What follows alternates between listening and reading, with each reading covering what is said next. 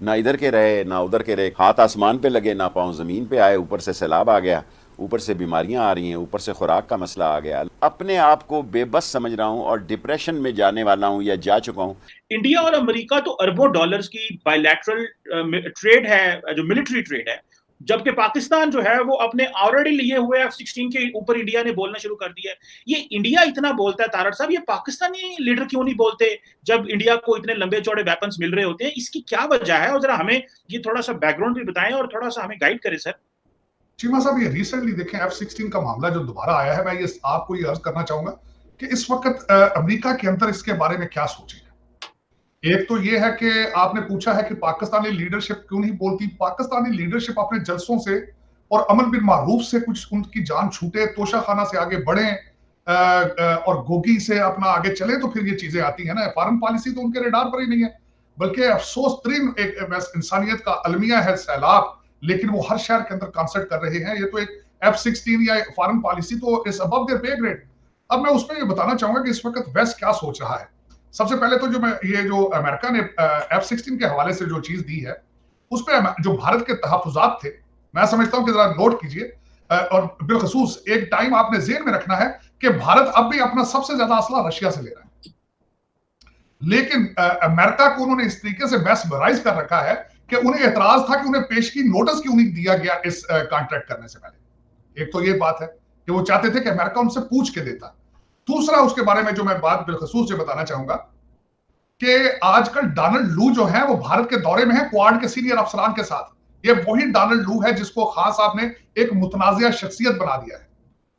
अब उसमें तीसरी बात मैं बताना चाहूंगा कि वो F-16 का जो दे रहे हैं चीजें, उसमें अमेरिका ने भारत को बताया है कि हम कोई भी नई चीज ऐसी नहीं दे रहे जो आपके लिए खतरनाक हो, हम सिर्फ सिस्टम को अपग्रेड करेंगे, लेकिन विल मेक श्योर कि वहां खिते में पाकिस्तान के पास ऐसी चीज ना चली जाए जो भारत के खिलाफ ऑफेंसिव एज ऑफेंसिव यूज की जा सके। ये क्लैरिफिकेशन दी है अमेरिका ने। हमारा मीडिया है वो जाहिर है क्योंकि अमेरिका के अंदर भारत की लॉबी बहुत स्ट्रांग है और मीडिया बार बार उस भारत की लॉबी को क्लैरिफिकेशन देता नजर आ रहा है। तो उन्होंने कई कई चीजें क्लैरिफाई करके उन्होंने मीडिया ने लिखी है कि F-16 जो है वो तो आपके लिए खतरा है ही नहीं, आप क्यों इतना चीख रहे हैं भाई। F-16 जो है वो 3.5 जनरेशन है, आपने राफेल ले लिए हैं वो 5.4 जनरेशन है। बल्कि आपकी जो मिराज 2000 है और वो सुजुकी 30 वो भी F-16 का मुकाबला कर सकता है। Why you are worried about it? Why you are worried about it? Why you are creating a huge issue out of it? और उसमें मेरा मकसद इस वक्त अमेरिका के अंदर भी जो वाशिंगटन डीसी में ये चीजें डिस्कस की जा रही थी बड़ी डिटेल के साथ F-16 के बारे में, और इस वक्त अमेरिका अपनी क्लैरिफिकेशन देता फिर रहा है। इस वक्त हर बड़ी कॉर्पोरेशन का जो सीईओ है वो इंडियन है, और इस वक्त आपके किसी आईवी लीग स्कूल में, किसी आप रिसर्च एंड R&D के डिपार्टमेंट में देखें तो वहां आपको व्हाइट अमेरिकन नजर नहीं आएंगे, वहां पे चाइनीज और भारतीय बच्चे नजर आएंगे आपको। अच्छा तारड़ साहब, इसमें देखिए ये पता लगता है कि भारत के अंदर जो सेंटर ऑफ पावर है वो अगर डिफेंस मिनिस्टर जो है वो बात कर रहा है और वो पाकिस्तान को ललकार रहा है कि भाई हम तुम्हें नए वेपन्स लेने देंगे, और तुमने क्यों लिया, क्यों अमेरिका को कह रहे हैं और पब्लिक स्टेटमेंट दे रहे हैं। एक होता है कि अंदर खाते आप बंद कमरे में बात करें। तारड़ साहब, ये पाकिस्तान का डिफेंस मिनिस्टर क्यों नहीं बोलता? लास्ट टाइम मैंने आपसे बात की थी कि जब शेख हसीना आई थी इंडिया में तो नरेंद्र मोदी ने भी पाकिस्तान को ललकारा था कि भाई, और कहा था शेख हसीना को कि 1971 की वो जो ताकतें हैं हमें उनके खिलाफ लड़ना है। तो तारड़ साहब, ये पाकिस्तान के लीडरशिप के अंदर किस चीज की कमी है कि ये बोल नहीं सकते? ये किस चीज की कमी है कि इनके अंदर वो ताकत नहीं है कि ये स्टेटमेंट भी जारी नहीं अब कर सकते? आज शहबाज शरीफ साहब कह रहे थे कि जब मैं फोन करता हूँ अपने अरब ममालिक या दोस्त ममालिक मुल्कों में तो वो उनको डर होता है ये पैसे ना मांग लें हमसे। तो तारड़ साहब, क्या ये इस इकोनॉमिक कंडीशन ने लीडरशिप का मोरल डाउन कर दिया है? मतलब बात भी नहीं कर सकते, इंडिया अरबों डॉलर के ले रहा है और हमारा डिफेंस मिनिस्टर तो किसी को नाम भी नहीं पता, और हमारे वजीर आजम भी जवाब नहीं, कोई बंदा इंडिया को जवाब देने को तैयार नहीं है। स्टेटमेंट ही दे दो भाई, कोई गंडासा फाड़ के हथी तो नहीं पाया जाना उन्होंने, स्टेटमेंट ही दे दो एटलीस्ट।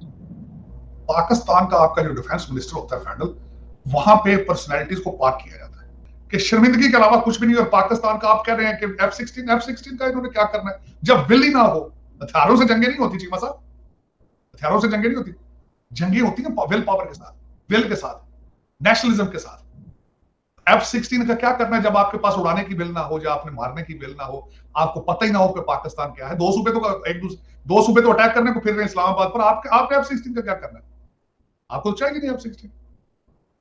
ये तो भारत को पता चलता जा रहा है बिल्कुल। आप you are very easy to protect now, you are money hungry people, you are corrupt. भी एक थिंक टैंक में की बात कर रहा था यूरोप में, तो वहां पे जो पाकिस्तान में जो वहां पे एक प्रोफेसर साहब ने मेरे साथ बात की, तो मुझे ऐसे लगा यार ये लोग हमारे बारे ये सोच रहे हैं कि हम चाइना, रशिया, इनके अंडर इन्फ्लुएंस है, हम इन ममालिक के अंडर इन्फ्लुएंस है। और वो कह रहे थे कि जब तक आप इंडिया से दोस्ती नहीं करेंगे, आपकी जो पोजीशन है वेस्ट में ठीक नहीं होगी, आपको इंडिया से दोस्ती करनी पड़ेगी वेस्ट को दोस्त बनाने के लिए। ये पर्सपेक्टिव्स हैं। मैं आपको ये बड़े खौफनाक किस्म के पर्सपेक्टिव है। वो कह रहे हैं इंडिया से दोस्ती करें, इट मींस कि इंडिया के सर से छोड़ी बात काटने लगा, इट मींस कि इंडिया के अंडर आके साउथ एशिया में काम करें। बिल्कुल।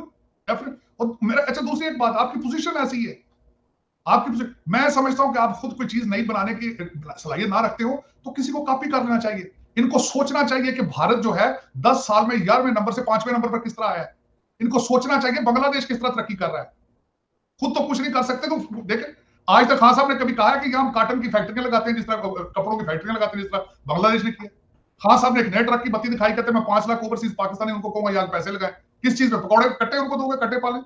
किस चीज की ओवरसीज क्या करेंगे? बताया भी तो सही ना। और पिछले 4 साल आपने क्यों नहीं ओवरसीज पाकिस्तानी को लेकर आए जब आप पावर में थे? उस वक्त वो ओवरसीज पाकिस्तानी कहां थे? लेकिन ये कि बस, लेकिन चीमा साहब उनका कसूर नहीं है। 25 करोड़ बंदे जो हैं, जो आंखों से अंधे और बहरे हो चुके हैं, कसूर उनका है चीमा साहब। आप किस तरह कह सकते हैं? खान साहब को तो इक्तदार चाहिए ना, वो तो मनी हंगरी है, पावर हंगरी है। वो कसूर तो उनका जो उनको उठा के कंधों में फिर रहे हैं। उनसे पूछते नहीं कि 3.5 साल 4 साल आपने क्या किया? तो फर्ज बनता है ना पूछे उनसे पूछे सुबह से रात के अंदर क्या परफॉर्म किया उन्होंने। उनसे पूछे कि इस वक्त पंजाब में क्या परफॉर्म कर रहे हैं। परवेज भाई साहब कितनी दफा फ्लड एरिया में गए हैं। लेकिन ये फिर जिंदा कौमों की निशानियां होती हैं जो सवाल करें। लेकिन जो 21वीं सदी पर भी 3 चीजों पे सुई अड़ गई है, वो एक कहता है जी मैं रियासत मदीना कहता बनाना है, दूसरा वो कहता है जी मैं जिहाद कराने आ रहा हूं, तीसरा कहता है मैं तबलीग कराना, चौथा कहता है ये पैगंबर है। देखो खुदा का नाम लो यार।